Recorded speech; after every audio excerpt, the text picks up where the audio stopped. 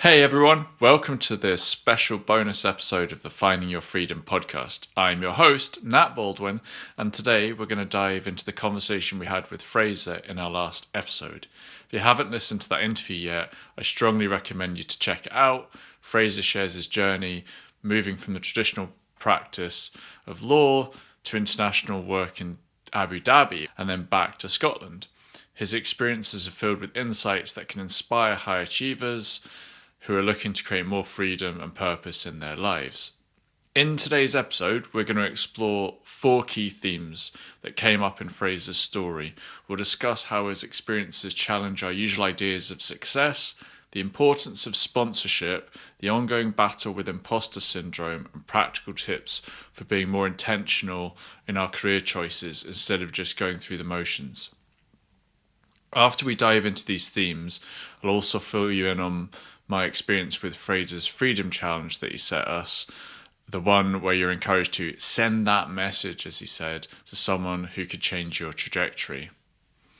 The first theme was redefining success, and we're going to talk here about non-linear career paths, because Fraser's journey illustrates that success in professional services can look quite different from the traditional path we're all familiar to. His sort of zigzagging career, moving from private practice to in-house roles to different countries and eventually returning home to Scotland, gives us a lot to think about when it comes to defining professional achievement. And as we talked about in the interview, the landscape of professional services is changing quite significantly. We're in a period of you could call it great optimization, which isn't just about speeding things up. It's really about rethinking how we deliver services and build careers. Fraser's path is a perfect example of this shift. It shows us that success isn't merely about climbing a ladder at a single law firm, as it was in his case, or a single firm, it might be in your case. Diverse experiences can create unique value that traditional paths might miss. Professional growth often occurs in surprising contexts and experiences, so it might not just show up where you expect it to, and those kind of random events can really help you. Adapting to various situations can sometimes be more valuable than deep expertise in one area, for example. So, how has your own idea of success shifted from external markers like titles and paychecks to something more in tune with your personal values? In what ways has your own zigzag journey given you advantages from a straight path might not have provided? And I'd encourage you to reflect on how varied experiences have shaped your journey. Fraser's non-linear path offered him a number of advantages that a more conventional journey might not have, and we're going to go through these now. One was broader skill diversification. So when he was working in-house and for private practice, it gave him a deeper understanding of clients' needs from different perspectives. His experience in Abu Dhabi's events industry gave him insights into business operations that many lawyers might not encounter, making his legal advice more practical and relevant. This got me thinking about the alignment with a book called What Colour Is Your Parachute by a guy called Richard Bowles. It's fantastic. Give it a go, pick it up if you're interested in this area at all. I'd pretty much encourage anyone who's got a career to read it. He emphasises the importance of identifying transferable skills across different roles and industries, and it's got this flower exercise in it, which helps professionals discover their unique capabilities beyond technical abilities and focusing on natural talents, for example, in problem solving, communication, and leadership that can be applied in various contexts. So Fraser's zigzag career path exemplifies this principle. Rather than starting over with each move, as we might think, he brought valuable capabilities to new environments and create a more resilient career foundation than simply if he'd just gone on a linear advancement in a single field, which is fine. That can be a great path too. This is about trying to understand that what we might see as setbacks or things that would take us out of our way, they can actually be the things that are to our great advantage. Another thing that we talked about with Fraser came out of Fraser's journey, was an enhanced problem solving capability.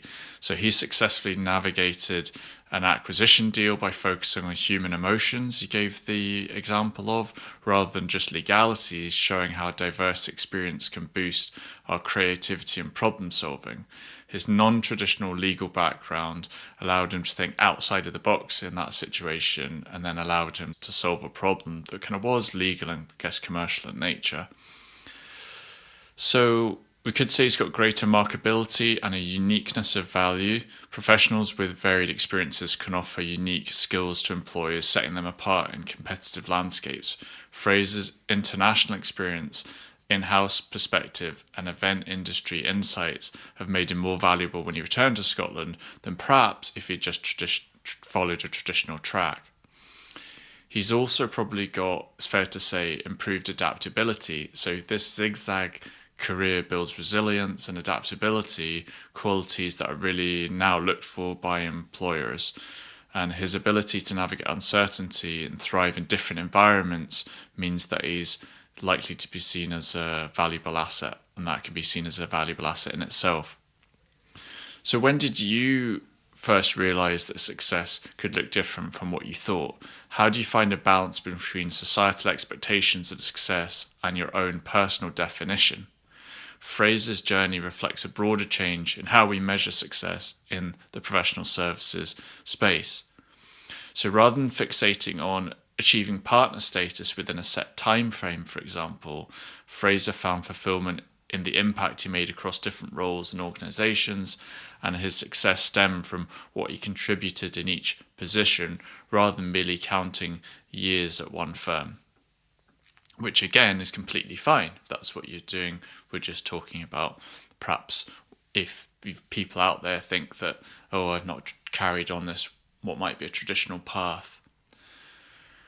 So while being deeply specialised is still important, Fraser's story shows how a range of experiences can create different kinds of value, understanding various perspectives, and that can be a competitive edge in itself. Most importantly, Fraser redefined success by shifting from external validations like titles and paychecks to focus on his personal values and priorities, which ultimately led him back to Scotland to prioritise on family and quality of life. For those of you thinking about your own career paths, Fraser's experiences offer us practical takeaways so we can take something from his story. Understand that squiggly careers are becoming more common, not so linear as it used to be. Consider lateral moves or changes in direction as potentially beneficial rather than setbacks. Actively seek out diverse experiences that build transferable skills. Reflect on how each role adds to your unique professional narrative. Regularly reassess your definition of success as your values evolve. Don't overlook the benefits of international experience and cultural adaptability. And embrace career zigzagging as a strategic choice rather than unwelcome detour. We're going to go through now the power of sponsorship, because this was a really interesting point that Fraser raised and an important consideration when you think about your path. Fraser shared some insightful thoughts on the value of having someone who believes in you, what he called a sponsor. This idea is closely tied to our Finding Your Freedom themes and definitely deserves a deeper look. There's a key difference here between what mentors offer and what sponsors do. Sponsors actively advocate for you and create opportunities. Fraser's career was shaped significantly by those who believed in him and opened doors despite his self-doubt about his experience. So can you think of a time when having a sponsor changed the course of your career? What qualities did you value in those who you chose to learn from? How did you know when someone was genuinely invested in your success beyond just mentoring? Because the psychological effect of having someone who assumes the best of you rather than making you feel like you constantly have to prove yourself, it just can't be underestimated. When someone believes in you, it can completely shift your approach to work and challenges. So when we think about finding potential sponsors in your work environment, look for leaders who give constructive feedback, not just criticism, recognize your strengths and areas for improvement, and keep an eye for those who actively create chances for their team members rather than merely offering guidance. So pay attention to senior colleagues who speak positively of your work in meetings or defend your ideas when they're challenged. Seek out individuals in your organization who hold significant influence and share your values. These are people who can and will advocate for you. What's the difference between just networking for opportunities and genuinely building sponsorship relationships? How can you pay it forward by supporting others in their career journeys? This is like a virtuous circle of sponsorship and is very powerful. And it's a win-win for both parties involved. It can enhance performance, which then reinforces your self-belief. And there's a cycle of positive reinforcements which can accelerate both the parties involved growth, and you're not relying on self-motivation alone. Be mindful of confirmation bias in your professional relationships and how sponsorship can counter any negative first impressions. If you find yourself in a situation without sponsors, it might indicate it's time to reevaluate whether that environment supports your growth, or just as we've talked about, go and try and find a sponsor who can support you. And remember, pay it forward. This is what Fraser was talking about. People had helped in his career, and he's now seeking to help other people. And I think that can happen at quite an early stage in your career. If someone's helped you, there's, even after a couple of years, there's probably people coming in to the industry that you might be able to help, and that will benefit you and bring your self-confidence on, as we've just talked about. When reaching out to potential sponsors, approach it authentically rather than only when you need help with something in particular. This connects to Fraser's send that message challenge, taking the first step to reach out to someone who might recognize your potential, and that can be transformative in your career. Coming on to imposter syndrome, Fraser discussed about living with imposter syndrome throughout his career, and that provided really useful insight. He mentioned that he has yet to meet someone who hasn't experienced imposter syndrome. So he's highlighting the universality of this notion of imposter syndrome. And we explored a little bit about the differentiation between healthy self-doubt, which kind of most people, if not all people, are going to have, and a crippling self-doubt of imposter syndrome that holds you back. Now, we're all on a kind of continuum of this kind of doubt, self-doubt, imposter syndrome, and it's trying to draw the distinction between that healthy self-doubt and the unhealthy doubt in yourself. So Fraser didn't let his imposter syndrome keep him from taking on significant risks that ultimately benefit his career. In fact, it may have motivated him to prepare more thoroughly and work more diligently to prove himself. Many professionals fall into the trap of telling themselves, I need that qualification first. That's what Fraser was talking about, which can be a way to procrastinate or avoid action. Fraser's experiences show us that he pushed through those self-imposed barriers and taking on roles that he might not have felt fully comfortable with, but he realized that he had a willingness to learn and just kind of jump into it. So within your career and life decisions, think about where there is some qualification or something that's holding you back, or you're maybe using something as an excuse. Sometimes qualification is required and that's the right thing to do, and other times it might be an excuse. So it's noteworthy that those with imposter syndrome often achieve more because they prepare extensively. This productive anxiety can be transformed into a driving force instead of viewed merely as a hindrance. So it's that kind of double-edged sword thing that it then becomes your kind of superpower. And diverse experiences can actually lessen imposter syndrome by showcasing your adaptability in various situations. Each time you navigate a new challenge or environment successfully, you gather evidence against that inner critic and you gain more and more confidence. Keeping a record of your wins and accomplishments can be invaluable for this and can be used in moments of self-doubt. Consider creating what's called a success journal. So that's a portfolio of just a note down your achievements instead of dismissing them, because we have a habit of dismissing the good things we do and then focusing on the bad things we do.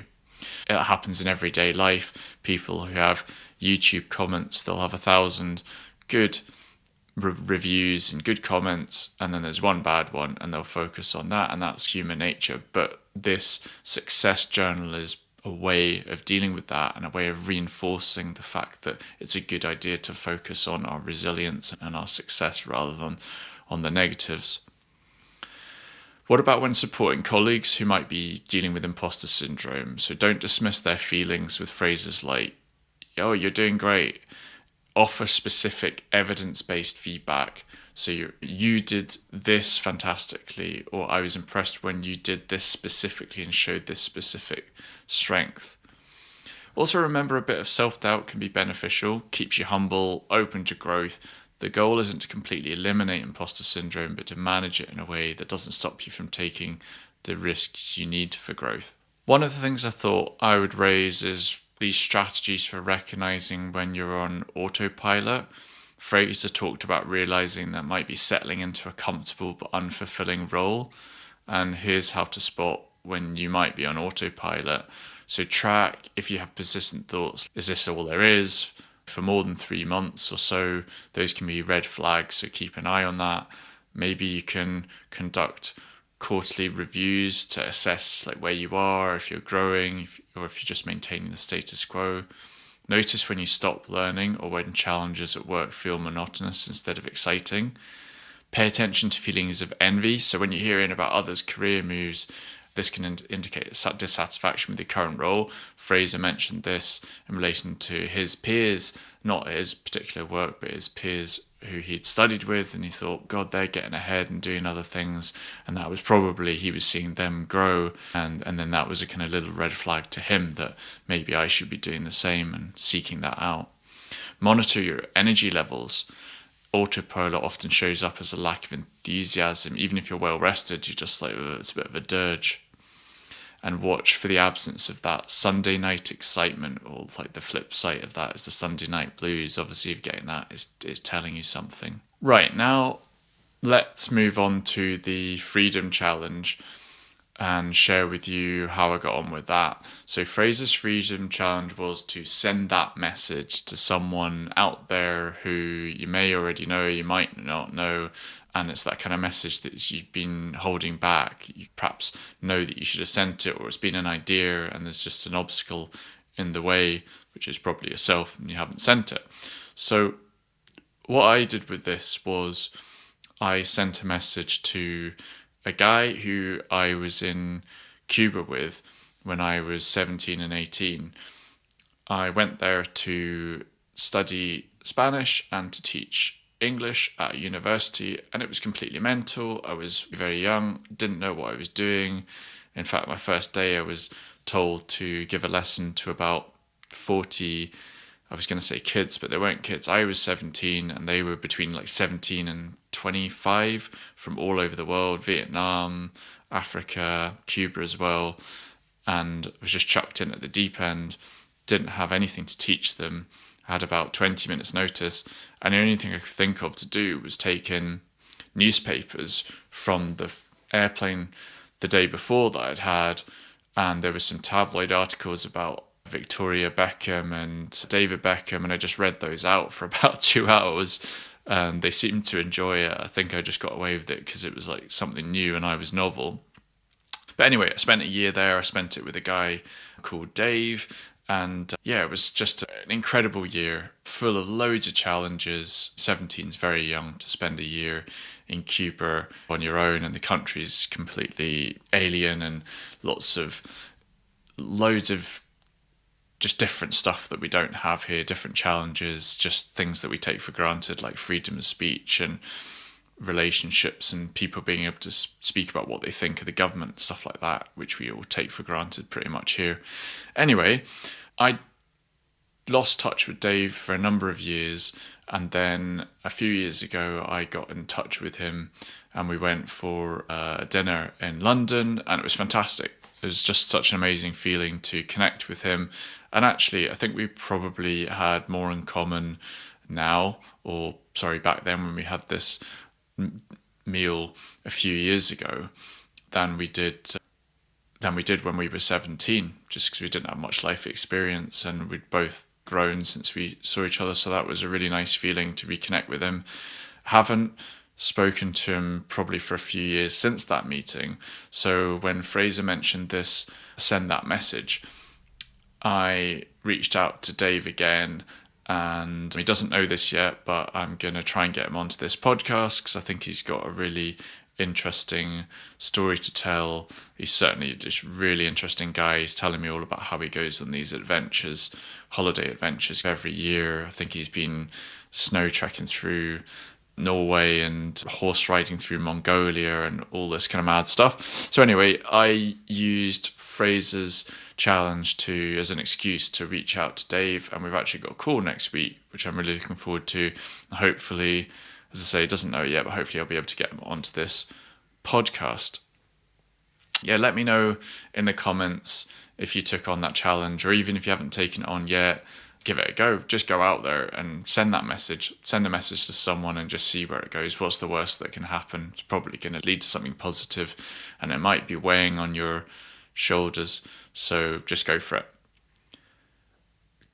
In conclusion, thinking back on the interview with Fraser, his journey reminds us that career paths don't need to be linear to be successful. In fact, those zigzags and unexpected turns often bring the most valuable experiences and lessons, whether it's finding sponsors who believe in you, tackling imposter syndrome in a constructive way, recognizing when you're on autopilot, or making mindful choices about new opportunities. His story is filled with loads of kind of wisdom that we can pick out.